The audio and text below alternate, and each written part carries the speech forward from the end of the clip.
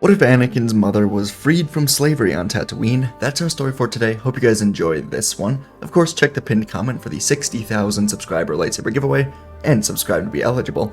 And let's get right into it. Our story begins on Naboo around 26 BBY. The senator of Naboo, Padme Amidala, is sleeping in her royal home for the night.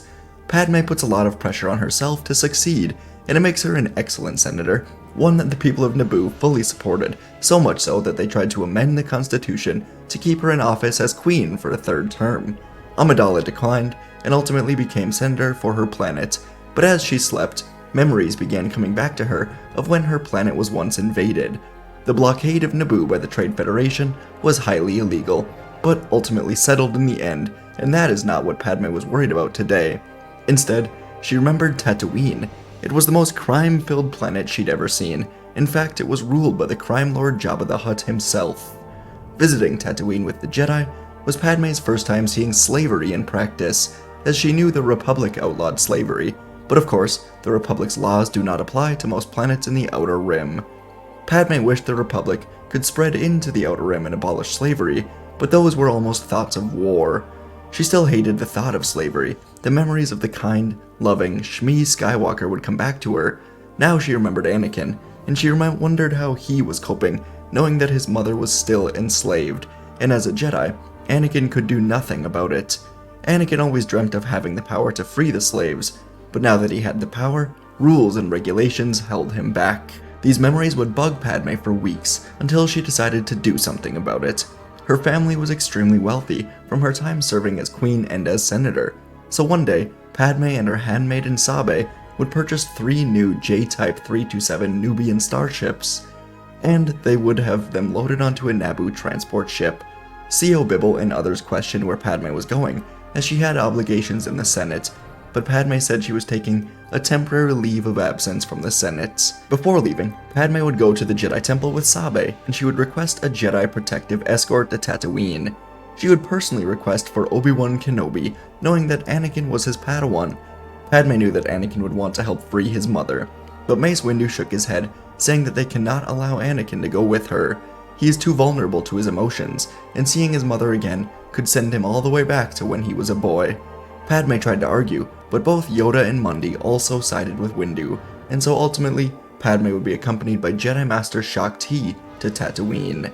This was Padme's first real experience seeing what Anakin was dealing with, and she wondered if the optimistic, cheerful boy from Tatooine has been snuffed out by the Council. It was disappointing for her to see. The mission to free slaves was not one that was given to Padme by the Republic, as Padme knew it would probably not be supported, at least not right away. The Republic moved at the pace of a Naboo shock cow, so this was her own endeavor, and on Tatooine, Padme and Sabe would begin bargaining their new ships for slaves. It was not easy, but after a handful of days, they'd freed around 30 slaves total. The ships being in perfect condition gave them a ton of value, and among the freed slaves was Shmi Skywalker. Another family, the Lars family, was trying to buy Shmi, but ultimately she decided to go with Padme to see Anakin again, if the Jedi would allow it. And Sabe would take the other slaves to the planet Carlinus, while Shmi was taken to Coruscant, where Padme would purchase a vacant apartment neighboring her own for Shmi to live in. It was all very new and luxurious for Shmi, but it beat out slavery, and Padme said she owes her for helping on Tatooine so long ago. Back in the council chambers, Padme would once again meet Windu and Yoda, and she requested to see Anakin. His mother has been freed, and she would like to deliver the news to him. Windu again frustratedly said that Anakin is not ready. His attachments are his greatest weakness, and Padme was once again dismissed. In the elevator down to the main area, Padme couldn't believe the council was so stuck in their ways, but while being escorted out by the temple guards, Padme actually saw him, Anakin, now 16 years old, walking through the temple, and Anakin had a shocked look on his face as Padme discreetly motioned for him to follow. Outside of the temple, as the guards left, Anakin would sneak around to find Padme, awkwardly introducing himself to her. Padme laughed, saying she remembers him, and Anakin continued stumbling through his words as Padme got him to follow. As they took a speeder to her apartment, Padme could only laugh as Anakin was trying to form words to talk to her. He was extremely awkward, but soon enough they were in an elevator to Padme's apartment, when Anakin realized he hadn't actually asked where they were going. Padme smiled, saying they were visiting an old friend. And then, the doors swung open, and Anakin saw her. His mother stood waiting by the couch, and Anakin had never run faster than this moment, tears sliding down his cheeks as he fell into her arms.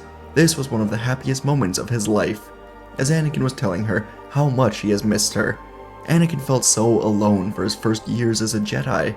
Qui-Gon was dead, his mother was enslaved, Obi-Wan was not ready to be a master. Jedi his age thought he was weird, and the Council just didn't trust him. Nightmares of his life as a slave plagued Anakin, only to wake up in a temple with no one to talk to, except occasionally the Chancellor. And as he hugged his mother, just for a moment, everything was right in the galaxy. Anakin broke off the hug, looked to Padme, then to his mother, and simply asked how this was possible. Padme told Anakin that she and Sabe went to free some slaves, and Anakin genuinely thanked her. A meal was set up, and Padme would leave the two of them to catch up. The meal was wonderful, as Anakin would show his mother a few tricks with the Force, floating some food, igniting his lightsaber, telling her stories about his time as a Jedi, the planets he has visited, the people he has helped, and Shmi was very proud, telling Anakin she would love to meet some of his Jedi friends someday. Now Anakin was more hesitant, saying he didn't really have many friends. Jedi weren't supposed to have attachments, though he has gotten much closer to Obi-Wan lately. Through their time here together, Shmi would ultimately encourage Anakin to just be himself. Don't let anyone take away who he is on the inside.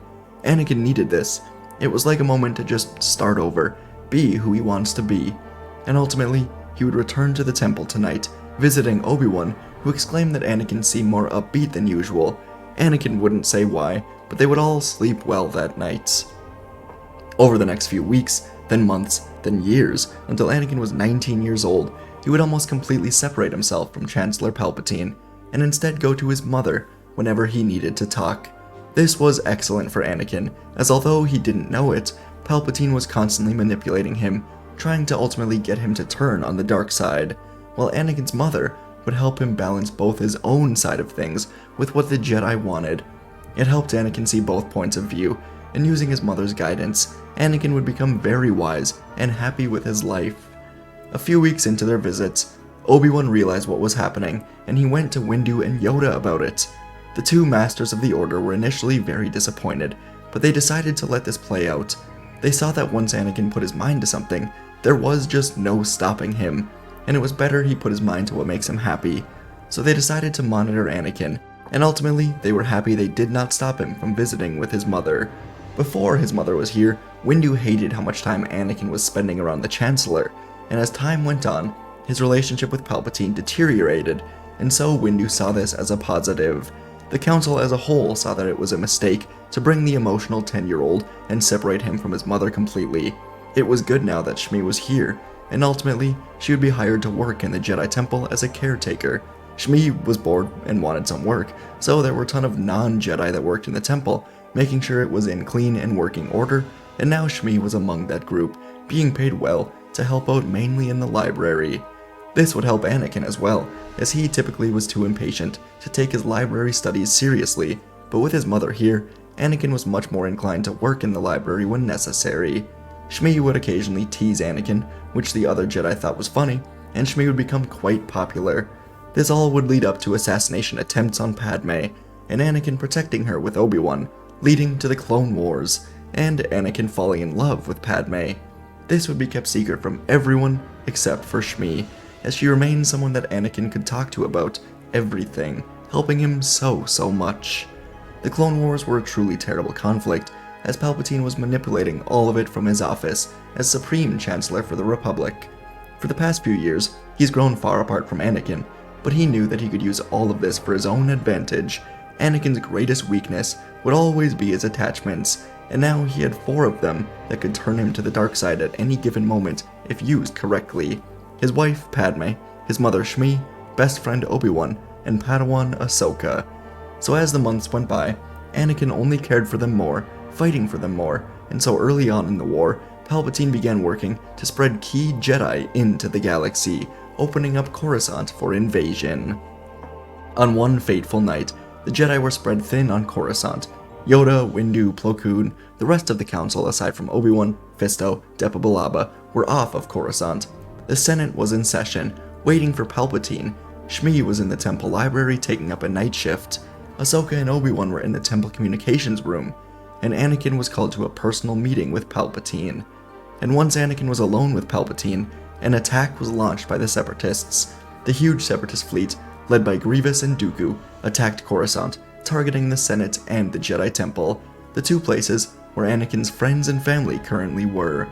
As droid forces penetrated the Republic blockade, Anakin called to Obi-Wan, and Obi-Wan ordered Anakin to protect the Chancellor. He, Ahsoka, and the other Jedi will protect the Temple and the Senators. It was a mystery as to how the Separatists could attack Coruscant without anyone knowing they were coming, but Palpatine gave secret hyperspace coordinates to Grievous, allowing this attack to be a complete surprise. Anakin began escorting Palpatine away, and as the doors closed, he saw heavy firepower being rained down on the temple. Anakin was sick to his stomach, and Palpatine could feel Anakin's emotions. They gave him focus. As Anakin was escorting Palpatine away, the Chancellor said that he knows of a secret tunnel underneath Coruscant that can lead them to a safe location. These tunnels were the tunnels that Palpatine often used to get from his office to his Sith lair whenever he needed to visit Dooku. But Anakin was too worried to realize any of that, so he would follow Palpatine into these tunnels, onto a speeder, as they departed for Palpatine's lair. Inside of the Senate, Clone and Republic security forces were lined up in waves, both in and outside, to protect the Senators, as the droids began to land in their own heavy waves. A huge battle was soon underway, as the 501st and 212th were here to protect the Senators. It was mostly an open battle, and soon a handful of Jedi were here, including Depa, but Dooku landed, countering the Jedi, and he did it well. Dooku would make his way through the battle, and inside of the Senate doors, with a group of Magna Guards with him, helping him to get inside. And once inside, Dooku would proclaim to the Senators that the fighting can stop now if Senator Amidala comes with him. Padme, of course, had no choice, and so she went with Dooku, despite warnings against this from Mon Mothma and Bail Organa. And upon having her, Dooku would get back into a speeder, and instead ordered all of the droids here to the Jedi Temple, where Grievous was now fighting. Grievous himself moved through the temple, slaughtering young Jedi, trying to protect their home. This attack was always in play for the Separatists, and today it was being executed perfectly. Jedi were evacuating all of the employees out of the temple, and as Shmi was being guided out by a young Jedi, a green lightsaber suddenly went through his back. Grievous emerged, telling Shmi that he is here for her. Obi-Wan and Ahsoka jumped down, and Grievous laughed, saying he will call off all of his forces if the three of them come with him. Obi-Wan and Ahsoka, like Padme, knew they had no choice, so they surrendered to Grievous, and the Separatists did begin to leave, as Padme, Shmi, Obi-Wan, and Ahsoka were taken as prisoners, guided together to a hidden lair deep in the industrial sector. As Palpatine and Anakin arrived in the lair, Anakin wanted to hurry back to the main city now that Palpatine was safe, but for now he asked Palpatine what this place was. Palpatine said that this place was where his destiny will come to life, once and for all. Anakin tilted his head, asking if Palpatine meant the prophecy of the Chosen One, and Palpatine smiled, saying that he indeed is chosen by the Sith. And Palpatine suddenly blasted Anakin with lightning, sending him crashing into the wall. More lightning was poured onto him as Anakin struggled to break free, until Grievous and Dooku arrived with their prisoners, then lined up on opposite sides of the room. On one side of the lair, Grievous held Shmi and Padme on their knees, while on the other side, Dooku held Obi-Wan and Ahsoka down. Palpatine called Anakin back to the center, and Anakin ignited his lightsaber, running at Palpatine. But now Dooku hit him with lightning. Anakin fell to the floor, then asked what was going on, and Palpatine said that the Jedi do not know what they have in Anakin. He said that he senses his true power, so now he was urging Anakin to embrace the dark side, let go of those that he loves, give in to the power of the Chosen One, take whatever it is that he wants. It is the only way to save his friends. Anakin slowly stood back up, hatred burning through him like never before. He wanted to kill Palpatine, save all of his friends and family. But how? Anakin sat here thinking, and the voice of Qui-Gon would come to him. His first lesson: use your instincts, feel, don't think. And Anakin would hear the voices of Shmi, Padme, Obi-Wan, Ahsoka, all throughout his life as they rang in his head, encouraging him. And Anakin closed his eyes, realizing something. His greatest weakness was never his attachments. In fact, that was always his greatest strength. So now he could truly feel his power for the first time, but not in darkness. He was meant to save people, and he would do that now, using his power. Anakin reached out both hands, closing his eyes. Using the Force, he gripped both Dooku and Grievous. He felt the world around him, as Palpatine angrily ignited his lightsaber, swinging at Anakin. But Anakin dodged without letting go of Dooku or Grievous. Palpatine could sense that Anakin did indeed let go of all of his dark emotions, and this made him even more powerful. Palpatine swung at him again, and Anakin dodged, kicked Palpatine in the back, then used the Force to throw Dooku and Grievous backwards with extreme power. Both exploded out of the layer, falling down to the ground to never be seen from again. Anakin saw now that his power does come from the people closest to him. His need to save them does not make him weak, it gives him focus. And now Palpatine looked to see Anakin, Obi-Wan, and Ahsoka moving in at him, lightsabers ignited. Palpatine would block the first strike from Obi-Wan, then Ahsoka's 2 lightsabers, but he couldn't fight off all 3. Anakin immediately cut through his red saber, kicking him back to the floor. This was the man that just tried to get Anakin to get rid of his friends and family and embrace the dark side. That would not be easily forgiven. Palpatine blasted lightning at the trio, and they blocked it, and Anakin would throw his saber through the lightning. It cut through the blue tendrils and quickly decapitated the Sith Lord as his body fell to the floor. Anakin's power of the Chosen One came to him when he needed it most. He saved those that he loved, using lessons from his mother, from Qui-Gon, Obi-Wan, Padme, Ahsoka, all of it that he learned through the years. He was able to call upon it, thanks to advice from his mother over the years. He remained calm, stayed focused, giving attention to what he loves, not what he hates. With Sidious, Dooku, and Grievous dead, these people would return back to the temple, and the Separatists as a whole would be in a huge mess as they began to crumble down altogether. The Separatist Senate decided to take less violent measures, offering to shut down the droid army in exchange for peace negotiations, and this was ultimately accepted by Interim Chancellor Mon Mothma. When the Senate found out about Palpatine, they ultimately chose to elect a new Chancellor, and the Jedi were not at fault.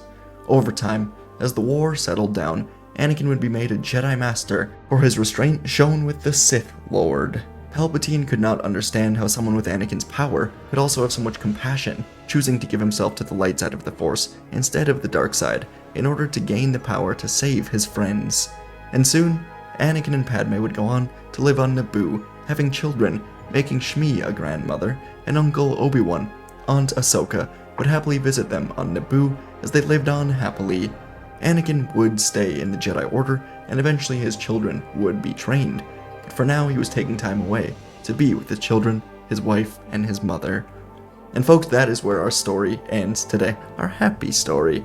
I really wanted to emphasize the idea that with Anakin's mother, he would be able to embrace, compassion and his attachments, using them for good instead of evil like he does in Revenge of the Sith, because in Revenge of the Sith, Anakin is fully convinced that the only way to save his mother, who died in Attack of the Clones, was with power, because he just didn't have the power to save her. But if she never dies, and is able to help Anakin along the way, then I think she's able to convince Anakin to basically stay in the light, use the light for what's necessary, and I think that plays a very, very key role in all of it.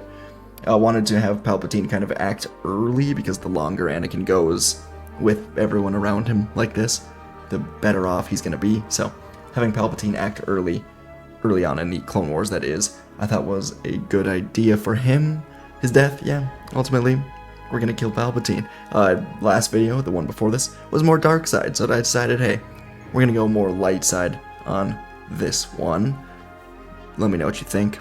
Hope you guys enjoyed this video. Once again, check the pinned comment down below for the giveaway. We are at, let's see what we're at. By the time of this video going up, our subscriber count is at 59,700. Sweet. So check that out. Hit the subscribe button to be eligible. Thanks for watching. Appreciate you. And I'll see you in the next video.